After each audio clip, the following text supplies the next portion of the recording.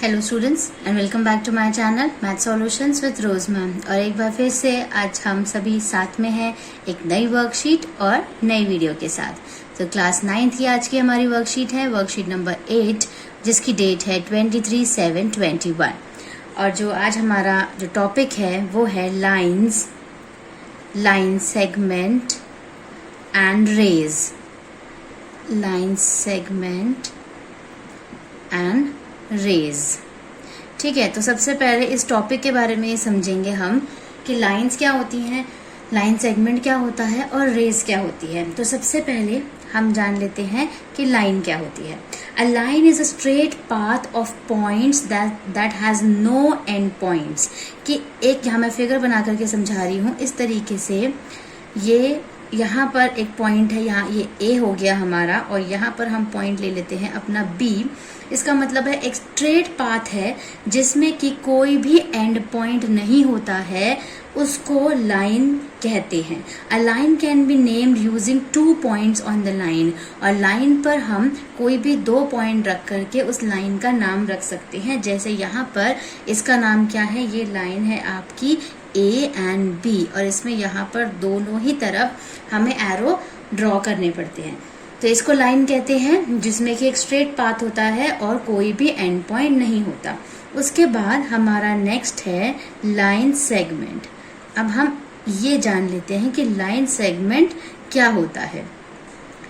A line segment is a portion of a line that has 2 end points, जिसमें 2 end point हो। यहाँ पे भी हम इसको A ले लेते हैं, इसको B ले लेते हैं। तो कोई भी ऐसी लाइन जिसमें 2 end point हो, ये यहाँ पे end point है, ये यहाँ पे end point है।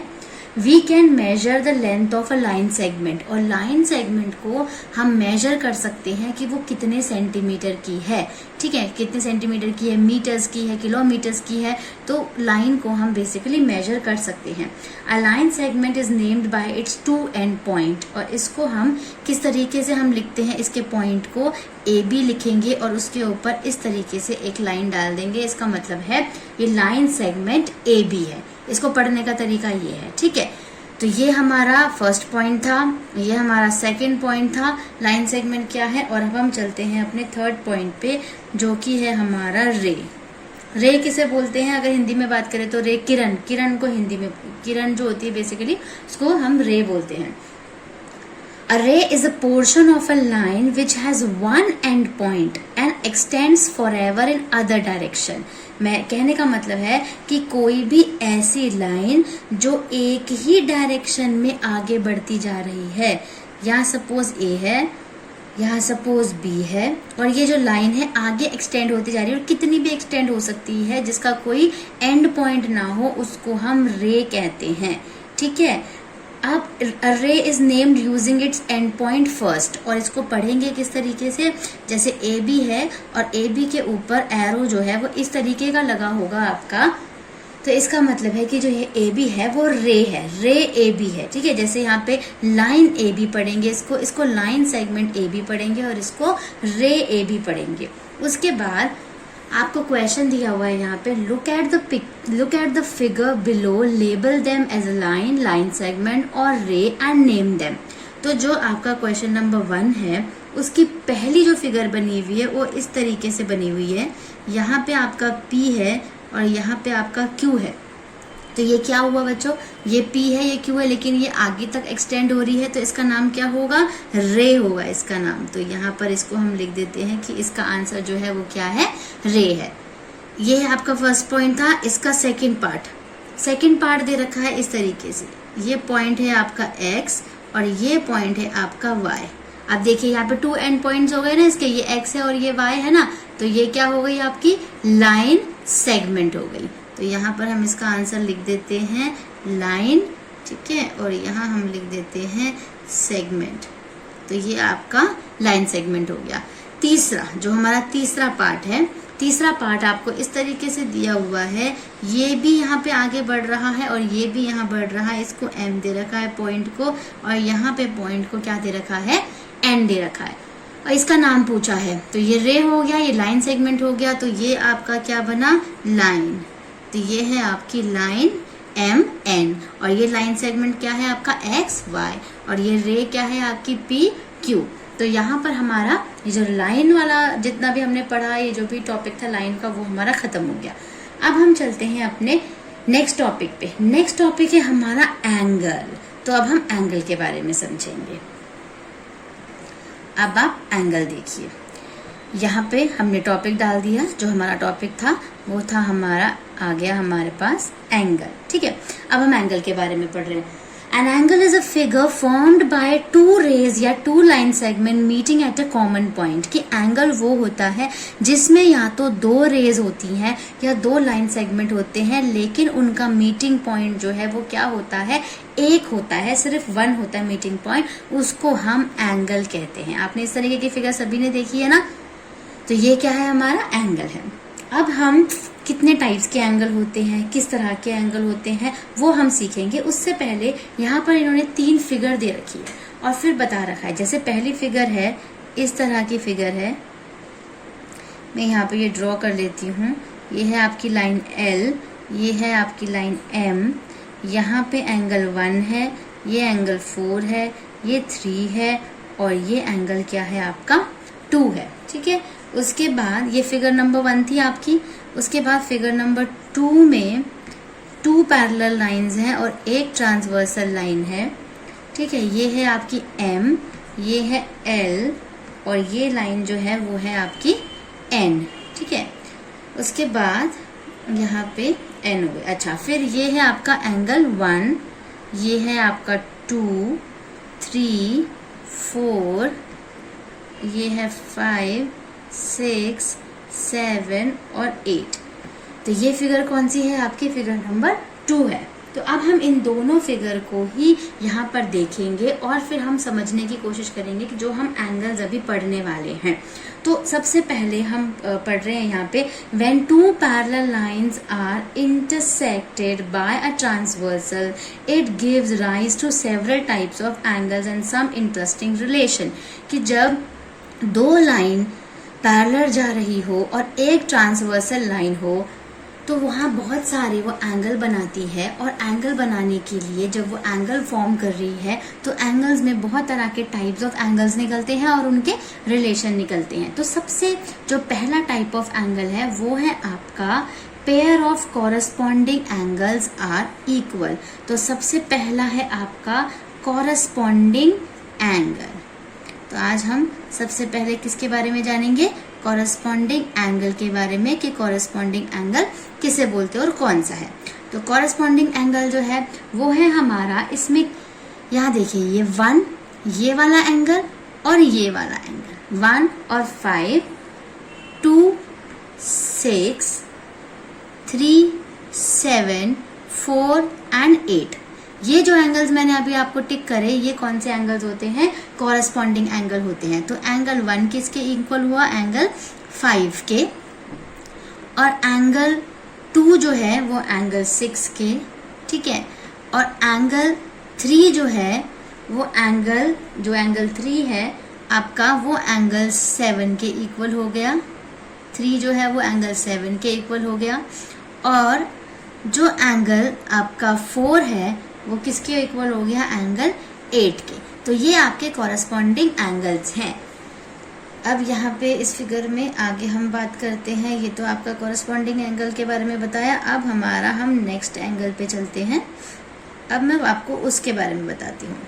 जो नेक्स्ट एंगल है हमारा, वो है हमारा ऑल्टरनेट इंटीरियर एंगल। ठीक है, तो सेकंड आता है हमारा ऑल्टरनेट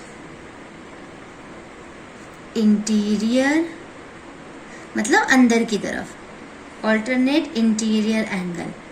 तो जो ऑल्टरनेट इंटीरियर एंगल होते हैं वो भी आपस में इक्वल होते हैं। तो ऑल्टरनेट इंटीरियर एंगल इसी में देखेंगे हम कौन कौन से होते हैं। ठीक है, 3 जो है वो 5 के इक्वल है। ये 3 किसके इक्वल हुआ, 5 के, और ये 4 ये किसके इक्वल हुआ, 6 के। ये अंदर इंटीरियर वाले एंगल हैं। तो मैं यहाँ पे लिख देती हूँ, एंगल 3 किसके इक्वल हुआ, एंगल 5 के, और एंगल 4 किसके इक्वल हुआ, एंगल 6 के। ठीक है, तो ये आपके इंटीरियर वाले समझ आ गए आपको, जो कि आपके अंदर लिखे हुए एंगल्स थे वो आपके क्या हो गए, इंटीरियर। अब हम हमारे थर्ड पार्ट पे चलते हैं, जो कि है हमारा alternate exterior angle. Alternate exterior, exterior मतलब जो कि बाहर के एंगल है, ऑल्टरनेट एक्सटीरियर एंगल। अब हम इसको देखते हैं, फाइंड आउट करते हैं ये कौन से हैं।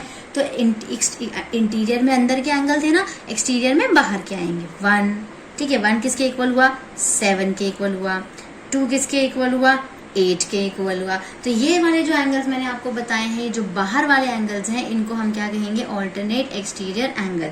तो यहाँ पे मैं लिख देती हूँ angle 1 is equals to angle 7 and angle 2 is equals to angle 8 and these are alternate exterior angle। उसके बाद हम चलते हैं अपने फोर्थ की तरफ, जो है हमारे सप्लीमेंट्री एंगल के बारे में हम पढ़ रहे हैं। सप्लीमेंट्री, अब हम पढ़ेंगे सप्लीमेंट्री एंगल कौन से होते हैं। तो सप्लीमेंट्री एंगल वो होते हैं जो 180 डिग्री बनाते हैं। जैसे यहाँ पे ये देखिए, ये एंगल 3 और एंगल 6 आपके सप्लीमेंट्री एंगल हुए, एंगल 4 और एंगल 5 आपके सप्लीमेंट्री एंगल हुए, क्योंकि इन दोनों को अगर आप जोड़ोगे तो 180 डिग्री आएगा, और अगर 3 और 6 को जोड़ोगे आप तो 180 डिग्री आएगा। इसको लिखेंगे किसी तरीके से, angle 3 plus angle 6 is equals to 180 degree, and angle 3 और 6 लिखा, angle 4 plus angle 5 is equals to 180 degree. ठीक है, तो ये आपका हो गया सप्लीमेंट्री एंगल। अब हम एक दो चीज और इसमें सीखेंगे, वर्टिकली ऑपोजिट एंगल किसको बोलते हैं, ठीक है, और आपका लीनियर पेयर क्या होता है, ठीक है, वो भी हम इसी के अंदर ही सीखेंगे। तो हम पहले इसको बोर्ड को थोड़ा सा रब कर लेते हैं ताकि हम आगे वाली चीज भी सीख सकें। ओके, अब हमने सारे यहाँ पर बोर्ड भी रब कर लिया है। अब देखिए सेकंड फिगर के बारे में अपने अभी तक पढ़ा ना, सेकंड फिगर में क्या क्या था। अब हम फर्स्ट फिगर को भी देख लेते हैं, ये भी यहाँ पर पड़ी हुई है ना, अब इसको भी तो सीखना पड़ेगा ना इसके बारे में भी। तो एंगल ये फिगर 1 देखिए, इसमें हम देखेंगे वर्टिकली ऑपोजिट एंगल कौन से होते हैं, जिसको कि हम शॉर्ट में क्या कहते हैं, VOP कहते हैं। लेकिन अभी हम यहाँ पर थोड़ा सा मैं बड़े तरीके से लिख लेती हूँ, वर्टिकली ऑपोजिट एंगल, ठीक है, वर्टिकली ऑपोजिट एंगल हो गए। अब ये देखते हैं हमारे कौन से हैं, ये है हमारे 1 is equals to 3, 2 is equals to 4। तो ये आपके वर्टिकली ऑपोजिट हुए angle, angle 1 is equals to angle 3 and angle 2 is equals to angle 4, जिसको हम VOP भी कहते हैं शॉर्ट फॉर्म में। याद रखिएगा, VOP भी लिखोगे आप तो भी वो चल जाता है कि वर्टिकली ऑपोजिट एंगल है, ठीक है। फिर नेक्स्ट है, इसी फिगर में हम सीख लेते हैं लीनियर पेयर के बारे में, कि लीनियर पेयर क्या होता है। लीनियर पेयर जो होता है वो बेटे 180 डिग्री का होता है, तो लीनियर पेयर को 180 डिग्री कंसिडर किया जाता है। जैसे कि यहाँ पर एंगल 1 और 2, ये जो एंगल है 1 और 2 वाला, ये आपका 180 डिग्री बना रहा है, मतलब angle 1 plus angle 2 is equals to 180 degree, and angle 3 plus angle 4 is equals to 180 degree. मतलब कोई भी एक लाइन है, इसके या तो इस तरफ वाले एंगल या फिर इस तरफ वाले एंगल, ये जो है ये सब लीनियर पेयर बनाते हैं। और लीनियर पेयर जो होता है वो 180 डिग्री का होता है, चाहे वो 2 प्लस 3 बनाए 180 degree, 3 plus 4 is also 180 degree, वो 4 plus 1 is also 180 degree, and 1 plus 2 is also 180 degree. उसके बाद हम चलते हैं अपने क्वेश्चन पे, जो कि हमें क्वेश्चन यहाँ पर दिया हुआ है, चिल्ड्रन लेट अस प्रैक्टिस। तो इसके लिए हमें यहाँ पर 2 फिगर दी हुई है, पहले हम फिगर ड्रॉ करेंगे और उसके बाद हम देखेंगे कि किस तरीके से हमें इसका आंसर जो है वो लिखना है। तो चलिए पहले हम फिगर ड्रॉ कर लेते हैं। तो कुछ इस तरह की आपको फिगर दी हुई है, ये एक लंबी सी लाइन है जिसका नाम है N, ठीक है, और यहाँ पे एक ट्रांसवर्सल लाइन जा रही है और एक यहाँ जा रही है, ठीक है, ये आपका क्वेश्चन है।